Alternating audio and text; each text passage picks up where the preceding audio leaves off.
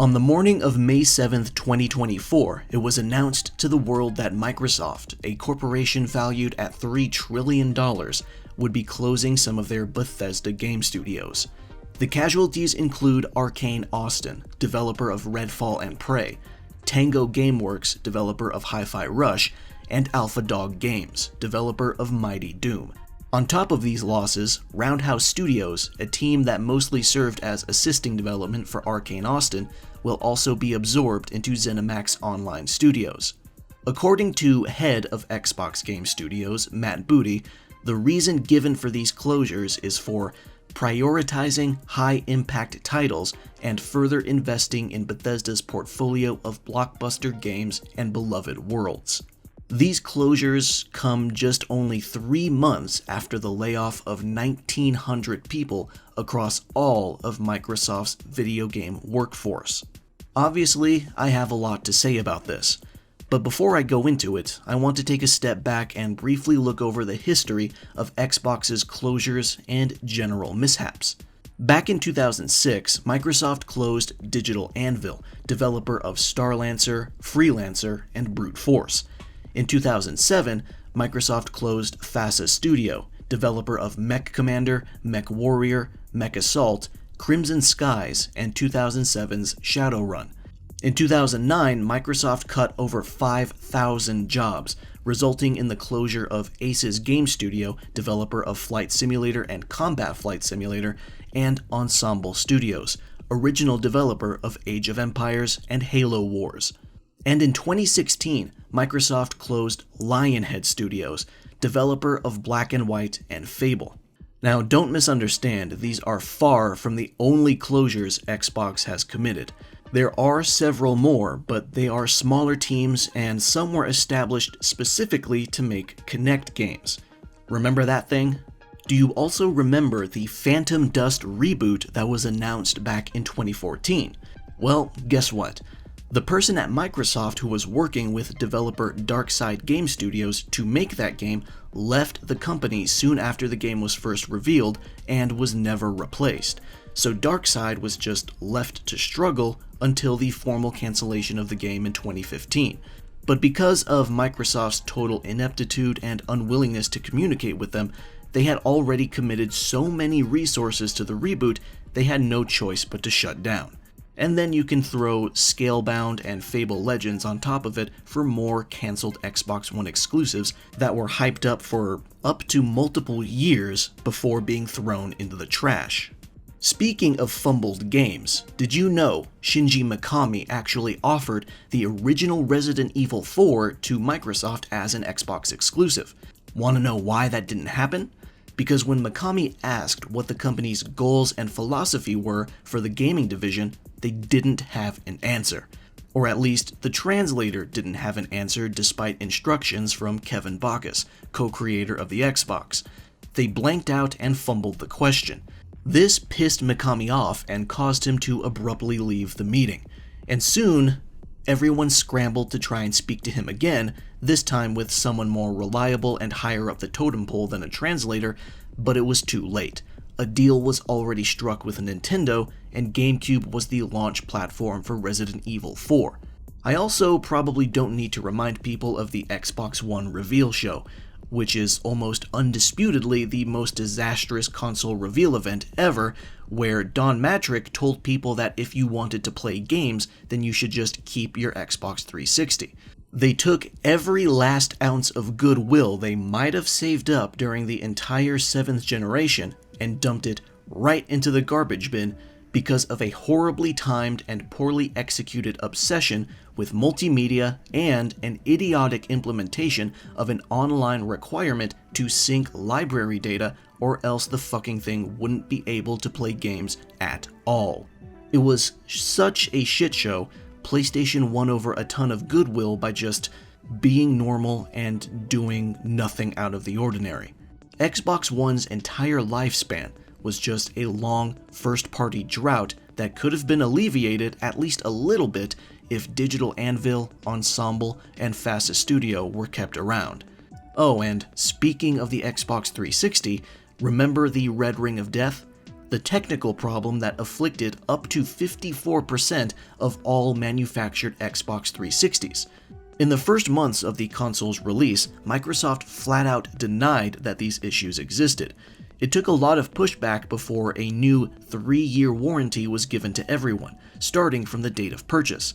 If you sent your Xbox 360 in for repairs, they'd initially just give you a new console and chuck your old one. But that new console had the exact same probability of encountering the Red Ring of Death itself, so it ultimately didn't help that much. In total, the Red Ring Plague cost Microsoft over $1.1 billion in repairs to consoles that were sent into them. And here's another interesting tidbit you might not know about. Did you know that both Microsoft and Sony could have been the first to use gyroscopic motion controls instead of Nintendo later for the Wii? Turns out, the owner of the patent, Tom Quinn, approached both of these companies before approaching Nintendo, and he was treated so disrespectfully during the meeting with Microsoft that one of the executives felt the need to apologize to him. And then, of course, after the obvious and unrelenting success of the Wii, Microsoft tried to make up for the missed opportunity with the Kinect, which was so unpopular, it was discontinued completely just past the halfway point of the 8th generation. Sony attempted the same with the PlayStation Move, but to their credit, they are still supporting it and it is still compatible with the PlayStation 5. And finally, there's the continued issue that has haunted the Xbox brand for its entire existence, and that is its inability to succeed in Japan. The original Xbox and Xbox 360 both had some strong Japanese titles, and from all of Japan's biggest players: Capcom, Konami, Square Enix, Koei Tecmo, Sega, and Bandai Namco. Off the top of my head, I still associate Jet Set Radio Future, Shenmue 2, and Ninja Gaiden with the Xbox, but it wasn't enough. Those two consoles still struggled in Japan, and Microsoft basically gave up entirely on winning them over when the Xbox One released. In the last 20 years, only 2.3 million Xbox units have been sold in Japan across all 4 generations, and only about 115,000 were the Xbox One, a number already surpassed, barely, by the Xbox Series. Microsoft was just not a company that was born in Japan, and Japanese gamers always had this fact in the front of their minds, which is why they sought the familiarity of Nintendo and PlayStation instead. Basically, Microsoft has a deep, complicated history of being unreliable and incompetent and having poor judgment. In 2014, people thought things would turn around with Phil Spencer being made head of Xbox Game Studios, but they didn't. Things have continued to be bad despite constant reassurance and apologies. We acquired Lionhead in 2006, shut it down in 2016. A couple years later, we reflected back on that experience. What did we learn? How do we not repeat our same mistakes? You acquire a studio for what they're great at now, and your job is to help them accelerate how they do what they do, not them accelerate what you do. In some ways, things have gotten even worse, and it's become clearer now more than ever. The closures of Arkane Austin and Tango Gameworks is one of the most ill-advised and senseless moves I've seen in a while, especially when you think about what their closures are supposed to affect. Microsoft is a $3 trillion corporation that has made $22 billion in the last quarter, which was higher than their expectations, by the way. There's no way in hell that closing Arkane Austin and especially Tango Gameworks will make even a dent in those numbers, so this definitely is not about finances. You will never in a million years convince me Hi-Fi Rush cost anywhere close to, say, Starfield to produce. And then there's the question of why not sell them instead? And frankly, I don't think there will ever be a concrete answer to that because it can be asked almost every single time a studio is closed, and a solid explanation is never given. Best I can guess is that executives would rather burn the building down now than sit on it and wait for someone to make an offer. Arkane Austin's tale is a tragic one because they didn't even want to make Redfall to begin with because they were accustomed to single-player games. During Redfall's development, employees just kept leaving, and eventually 70% of the team that made Prey was no longer at the studio. So clearly Redfall would launch in the state it launched in. But to add insult to injury, when people expressed concern that Redfall's failure would get the studio closed last June, Matt Booty, the same man who just fucking closed Arkane Austin the other day, said they were committed to turning Redfall into a better game with post-launch support. So what's going to happen to Redfall now? Nothing. It's not going to get better. Microsoft is going to let it rot in whatever state it's currently in. And to make things even worse, according to Steam database changes to Redfall's listing, someone on the team was probably working on DLC for it only a few hours before the closure was announced. And then you have Tango Gameworks, which is a situation that is just plain infuriating. Hi-Fi Rush came out as a shadow drop, which is a rare occurrence, but people saw it as a very pleasant surprise. The game would go on to get a ton of positive word of mouth and reviews, and even win awards for its amazing use of music and sound design. There was an issue though. People were concerned over whether or not the game was considered a success, because, just like with Redfall and Arkane, people were concerned that a lack of success would get Tango shut down. Aaron Greenberg, VP of Marketing at Xbox, reassured everyone that the game was a breakout hit in all key measurements. So was that a fucking lie, or does success still not protect your studio from sudden closure? Because that's what it seems like.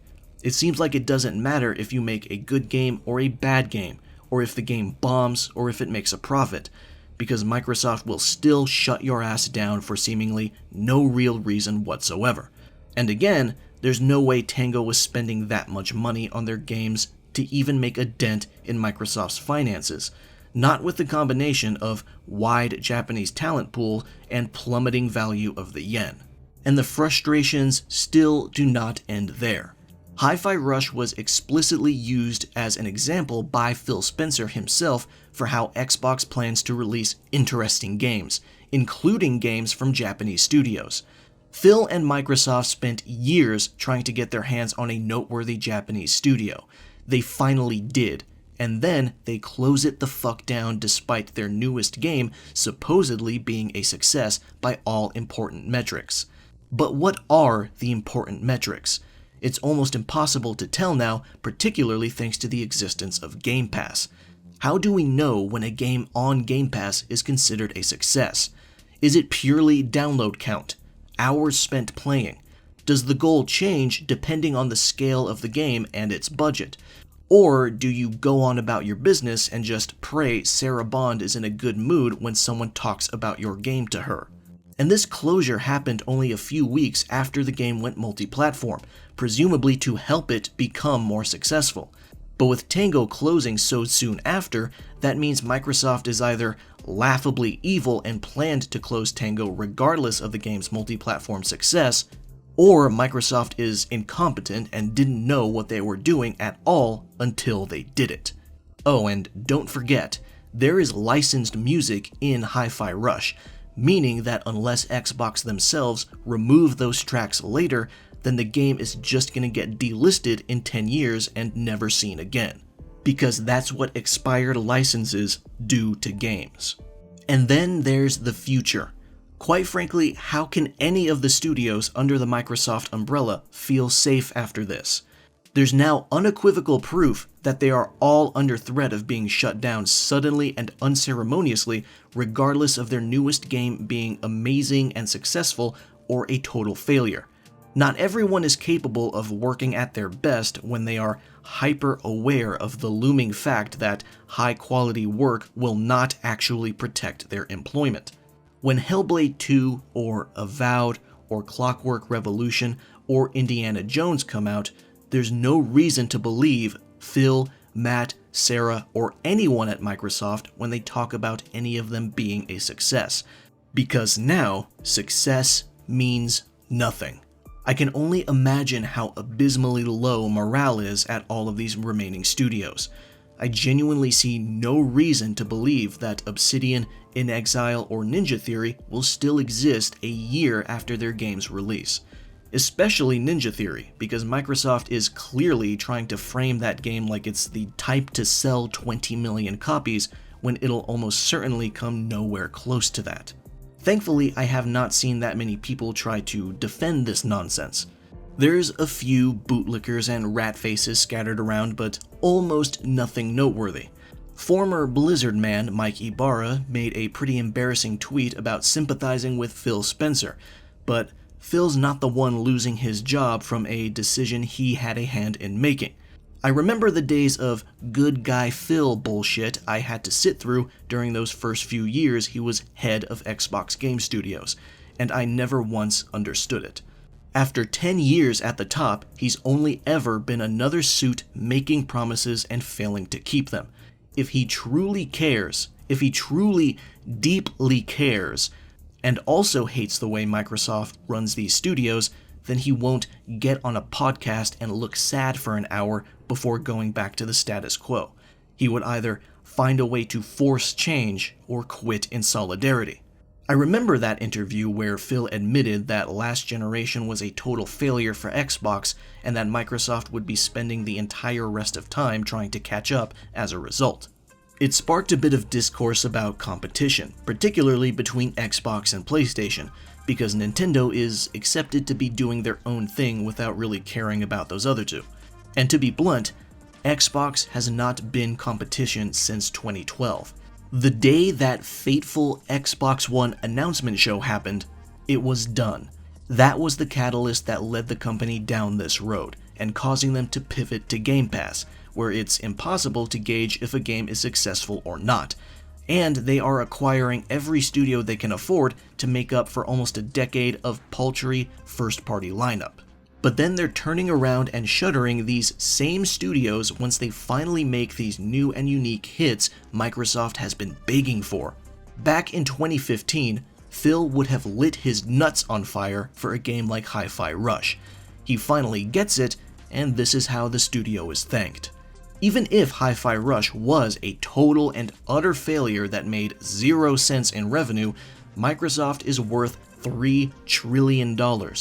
A 3 and 12 zeros after. It's a company that has more money than any country save for only 7. United States, China, Germany, Japan, India, and France. They could take that loss. In the search for answers, Jason Schreier published a follow-up article the next day with a glimpse into the reasoning. Matt Booty said that the company's studios had been spread too thin, like peanut butter on bread, and that leaders across the division had felt understaffed. They decided to close these studios to free up resources elsewhere, he said. Basically, Tango and Arkane were shuttered because Microsoft executives felt that their games were too far off. Both studios were in the middle of pitching new games, Hi-Fi Rush 2 and a single-player game respectively. So Microsoft decided that they might as well close them because pitching meant they were not in active production of any projects anymore. No shit. Video games take years to make. You are a $1 trillion company. If you are that desperate for a faster turnaround, you can hire more people. There is no talent drought in this industry. And it's crazy to me that Tango got punished for this because there's no way in hell their games take 6 years or so to make to begin with. If Microsoft cares that much about speed, where's Elder Scrolls 6 and Fallout 5? How many years off are those games? About 4 to 8, maybe? This is basically a confirmation of suspicions that success doesn't matter and you are automatically on the chopping block if you're just not working on anything. Furthermore, apparently Microsoft is still planning on more cuts on top of this. Did you know that Hellblade 2 is out in less than 2 weeks after this video is published? Did you know it's also not getting a physical release? How much marketing have you actually seen in front of your face for this game in the last couple of months, not including trailers you went out of your way to search for? If you work at Ninja Theory, I would be worried if I were you, and I would take the steps to set up a safety net somehow. And hey, guess what? It still does not stop there. Remember the quote at the beginning of the video. The day after shutting these studios down, Matt Booty held a town hall among the company and said, We need smaller games that give us prestige and awards, which is exactly what Hi-Fi Rush was and did. The game even launched at $30. It's the industry equivalent of, I wish I could be with a person who is exactly like you, but just not you. If smaller high-quality games is truly what they wanted, then why did they just spend $70 billion and 2 years fighting international monopoly laws to buy Activision? And speaking of Activision, Microsoft is apparently having a ton of internal conflict over whether or not they should put Call of Duty on Game Pass because of how much revenue they would lose. Sounds like something they should have thought about before spending that $70 billion. And the reason they're so worried about lost revenue is because Game Pass has completely stagnated. According to Matt Piscatella, executive director of analysis firm Circana, Game Pass has seen maybe single-digit growth since 2021.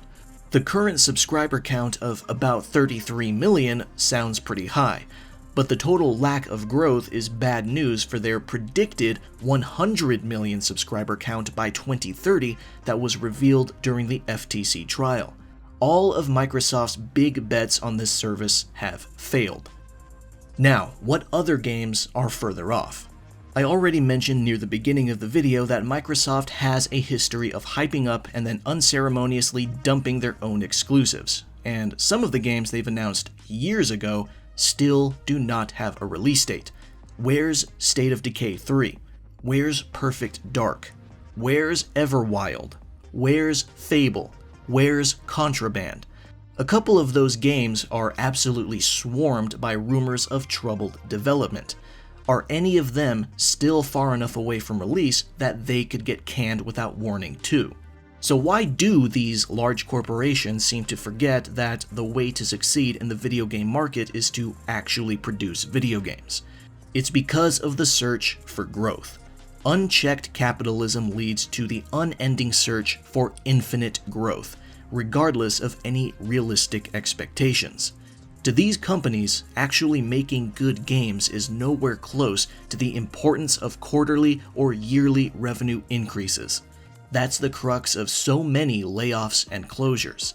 That's why Xbox tried to pivot to being an all-in-one multimedia machine for the 8th generation, despite doing so well in the 7th, where the Xbox 360 actually proved to be worthwhile competition to PlayStation.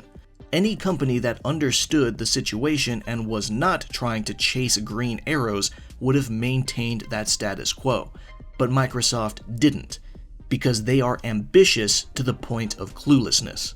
These closures are nothing short of migraine-inducing. They were avoidable and make no sense whatsoever no matter what angle you look at it from. It also reminds me that I am still pissed off at Sony for tossing away Japan Studio 2. As far as I'm concerned, PlayStation's first-party lineup still hasn't come back from that loss. And I know it was something that fanboys rejoiced over, but it's clear now that Microsoft should never have been allowed to acquire Activision. It's clear now that they are not going to do jack shit with any of these IPs they now own unless they make Call of Duty money. And they clearly have no respect for new and interesting ideas either. It's also clear now that Game Pass is also not what it cracked up to be, which is in turn causing some panic. Game Pass might seem tempting to consumers on the short term, but in the long term, its existence might be lined with a growing pile of developer corpses. Thank fucking God Toys for Bob was able to run away from this dumpster fire before they got scorched. This video has been more ranty and aggressive than I usually am, but man, I am just so fucking sick of these pointless closures by parent companies who could absolutely avoid them. Maybe there is an alternate world out there where Microsoft is actually competent and trustworthy and not constantly preoccupied with crushing their own balls in a vice.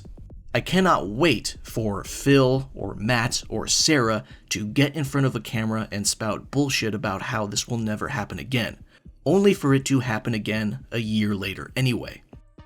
Oh, and before I forget, Bobby Kotick received $375 million to leave Activision when it was bought by Microsoft. That would have been enough money to get at least one game out of every studio that was affected by this round of closures. Likely 2 games out of Tango. This concludes my thoughts on Xbox's wastefulness. Thank you for watching, and I'll see you around.